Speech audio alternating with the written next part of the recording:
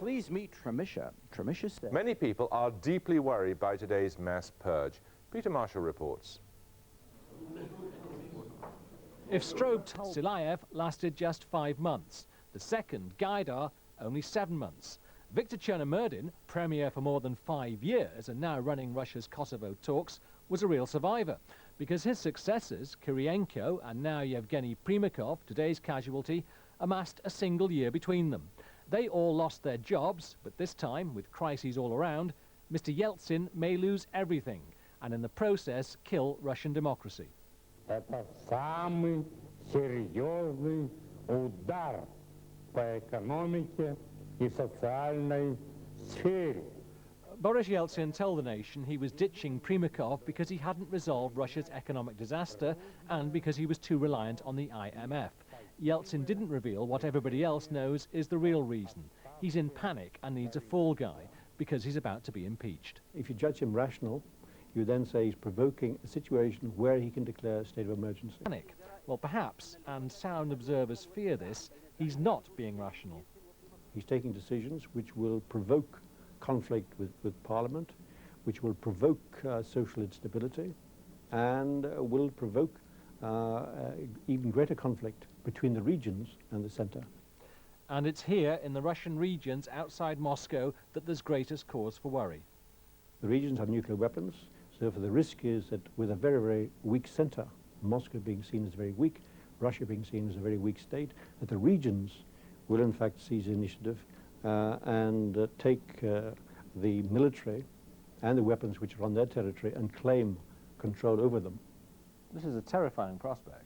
It's a terrifying prospect. We're going down a very dangerous road because we don't know what the consequences of this decision will be. Tonight, the Kremlin's learned of the first consequences. The IMF's promised £3 billion loan needed for a short-term bailout has been put on ice until the constitutional mess is cleared up.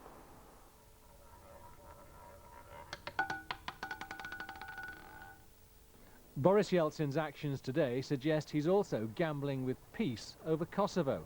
With more refugees fleeing all the time, what now of Russia's role as mediator?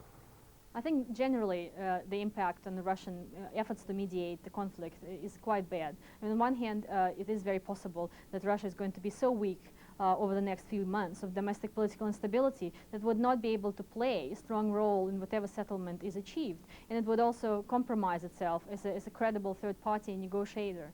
At the same time, I think the anti-Western rhetoric, which is going to emerge in the parliament now, is going to further undermine any sort of relationship Russia now established with NATO and the Western powers.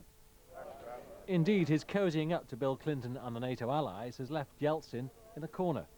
The fact that he signed partnership with NATO, which then moved on to act in Kosovo and in Serbia without consulting Russia and against Russian opposition, is definitely going to be remembered by the opposition forces. It might even provoke Yeltsin to take a much more stronger stance and reconsider his so far quite a reasonable approach towards working with NATO to finding a solution to the crisis. Last week, at a ceremony for Russia's war dead, Boris Yeltsin was in obvious need of a shoulder to lean on. Tomorrow, the Duma start their impeachment proceedings, and then he'll need as many crutches and supports as can be mustered in his troubled, diminishing empire. Well, you might expect today's developments to plunge Russia's reformers into despair. So a little earlier, I asked Vladimir Avachev, an influential pro-Western deputy, whether he was surprised